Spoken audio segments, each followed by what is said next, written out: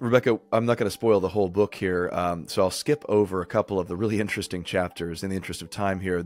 I will say for our listeners, they are on the destruction of Sodom and whether Sodom's sin was actually sodomy, what we call it, and then shellfish. What about shellfish? What about the Old Testament instructions and other behaviors that we accept as normal, but the Bible in those places calls abominations? Doesn't that sort of discount the Old Testament prohibitions on homosexuality? So those are great chapters and very common objections. But I want to skip to what I think are probably the two big ones, the two that everyone's just going to hear and that are a bit meatier. I think they probably comprise the heart of Matthew Vine's argument, for instance. And so here they are, and then we'll just discuss them. The first is that the Apostle Paul only condemns exploitative same-sex relations, so kind of pederasty or rape or things like that, and perhaps excessive lust. But he's not condemning what we know as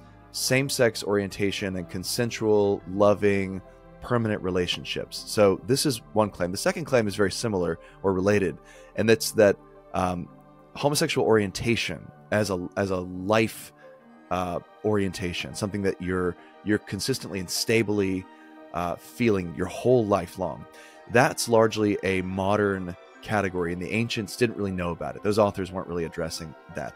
So talk to us about those two objections, because they are big historical claims about the meat of the New Testament. Yeah, on the first one, it is certainly true that much of the same-sex sex that was happening in the Greco-Roman Empire at the time that Paul was writing was what we would now recognize as sort of unequal, exploitative, questionably consensual sex. That's certainly true. And honestly, that's true of opposite sex sexual relationships as well as of same-sex sexual relationships. The problem is, if you want to say, well, Paul was only meaning to address those kinds of relationships. So, for example, relationships between an adult man and a teenage boy, or between a slaveholder and a male who he enslaved. If Paul was only wanting to talk about those kinds of relationships, there were plenty of words that he could have used that would have described those relationships. But instead, when Paul talks about same-sex sexual relationships, he, on a number of occasions, uses a word which he seems to have invented. It's impossible to know for sure. It could have been used by somebody prior to him. But it's a word that draws on two words that are found in the Greek translation of the Old Testament text in Leviticus, where same-sex sexual relationships between men were prohibited.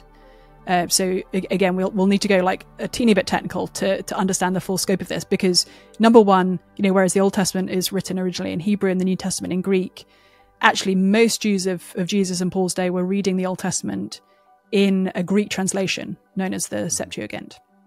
And so if we look at the Greek of the verse in Leviticus that initially says that you shall not lie with a male as with a woman, it uses the same Greek word that's used in the translation of Genesis 1 when God creates humans male and female. And it's a word that is not specific to age. It's actually kind of like our English word male, because, you could describe a baby as a male as well as, an adult man.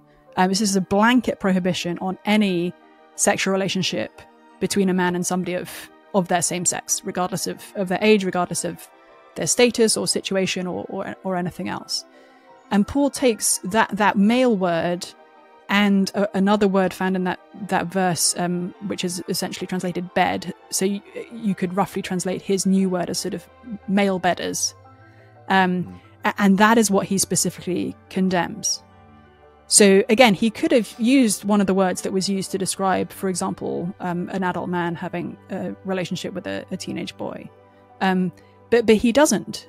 So it's sort of striking that he chooses to just make this blanket prohibition rather than something specific there.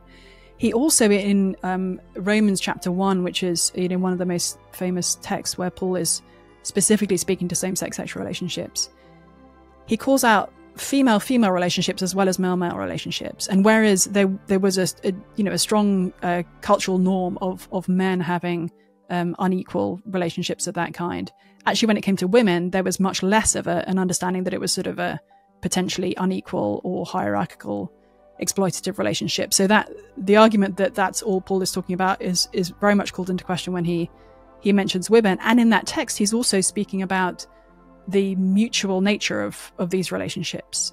He talks about people being consumed with lust for one another, rather than sort of one person like forcing their lust on somebody else. And finally, whereas in the kind of Greco-Roman culture, it was considered fine for a man to be the active partner in a sexual relationship with another male. It was deeply shameful for a man to be the passive partner in a sexual relationship.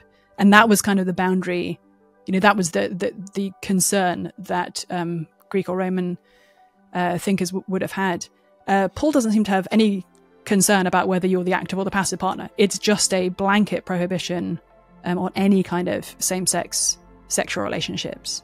So I think all these arguments which say, if only we understood the cultural context of that time, they fall rather flat on that front. They also fall flat on the front that, as I say, whereas there were many kind of unequal and exploitative relationships happening at that time, there's also a pretty strong, especially kind of Greek tradition of what seems to be very mutual looking male-male love relationships.